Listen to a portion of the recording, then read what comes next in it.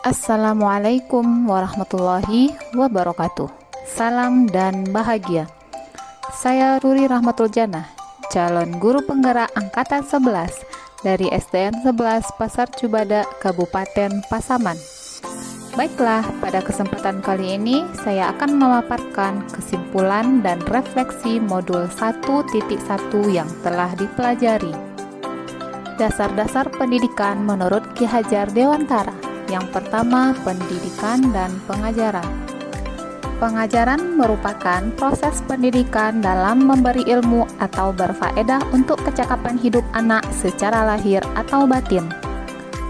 Pendidikan adalah menuntun segala kodrat yang ada pada anak agar ia mampu mencapai keselamatan dan kebahagiaan yang setinggi-tingginya, baik sebagai seorang manusia ataupun sebagai anggota masyarakat.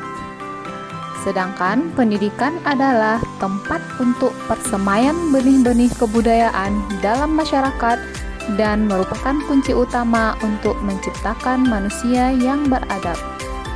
Yang kedua, kodrat alam dan kodrat zaman.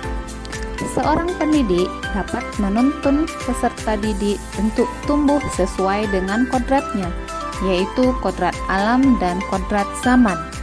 Guru harus mendidik anak-anak dengan cara yang sesuai dengan tuntunan alam dan zamannya sendiri, dengan tetap mengutamakan kearifan lokal, sosial, dan budayanya.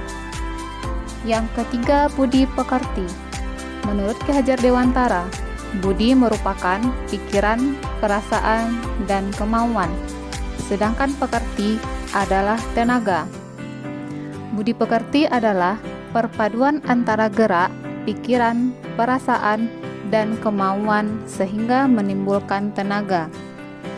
Ki Hajar Dewantara menjelaskan bahwa keluarga merupakan tempat utama dalam melatih budi pekerti anak.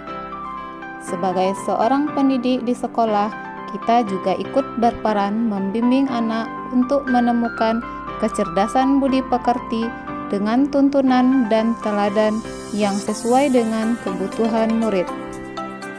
Yang keempat, menghamba kepada anak.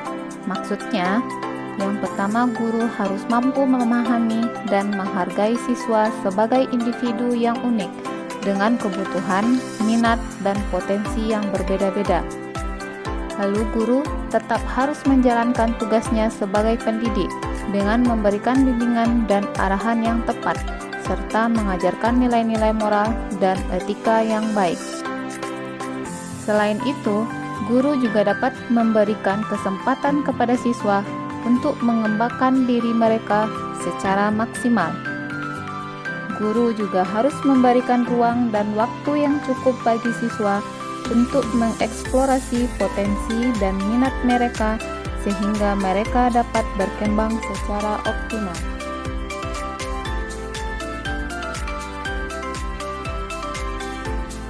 Sebelum mempelajari modul ini, saya percaya bahwa anak hanya selembar kertas putih kosong dan kewajiban kita mengisi kertas tersebut.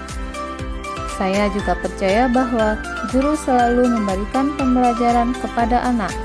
Guru harus serba tahu dan mentransfer pengetahuannya kepada anak didik tanpa melibatkannya ikut andil dalam penemuan-penemuan kecil. Saya juga percaya bahwa pembelajaran lebih berfokus kepada aspek kognitif, sehingga ketuntasan dalam penyampaian materi lebih penting daripada memahami karakteristik murid. Saya juga percaya bahwa nilai murid sudah mencapai KKM berarti sudah dianggap pembelajaran berhasil. Saya juga percaya bahwa guru tidak mempedulikan apakah anak didik benar-benar paham, karena guru hanya meminta siswa menghafal materi. Oleh sebab itu, saya sering merasa gagal atau mengeluh jika banyak murid yang tidak tuntas setelah melakukan evaluasi.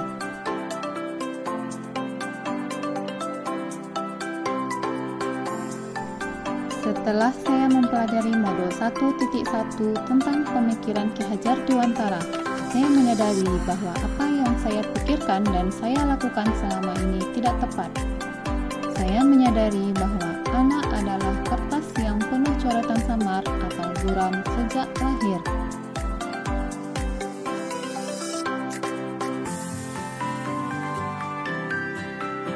Sebagai seorang pendidik, tugas kita adalah menuntun, memperbaiki lakunya, bukan dasarnya.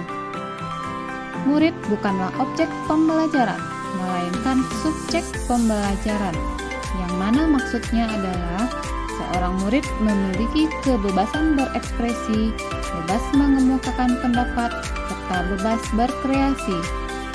Ketika anak diberi kebebasan sesuai kodratnya, yang dalam hal ini kodrat anak adalah bermain, maka anak akan merasa senang dan tanpa sadar akan cinta belajar. Saat ini saya sadar bahwa aspek kognitif bukan aspek yang terpenting lagi, melainkan harus diselaraskan dengan aspek yang lain, yakni budi pekerti.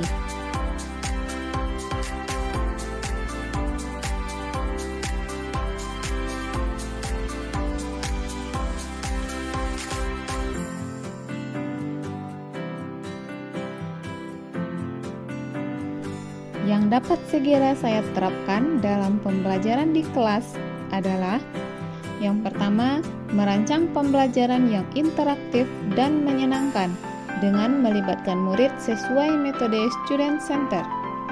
Yang kedua, menerapkan pembelajaran berpikir kritis, kreatif, komunikatif, dan kolaboratif dengan berpegang teguh dengan konsep memerdekakan anak, sehingga anak bisa mandiri dalam menemukan konsep-konsep ilmu pengetahuan. Yang ketiga, pembelajaran tidak lagi menuntut, tapi menuntun, karena tugas guru adalah memberi tuntunan atau arahan yang baik kepada muridnya. Yang keempat, menerapkan pembelajaran kontekstual. Saya akan menerapkan pembelajaran kontekstual yang mana menjadikan lingkungan dan kearifan lokal sebagai sumber belajar sehingga peserta didik mampu mengenali, melestarikan, dan mengembangkan kebudayaannya. Yang kelima, mengenali karakter dan latar belakang murid dengan menjalin komunikasi yang baik. Terima kasih. Wassalamualaikum warahmatullahi wabarakatuh.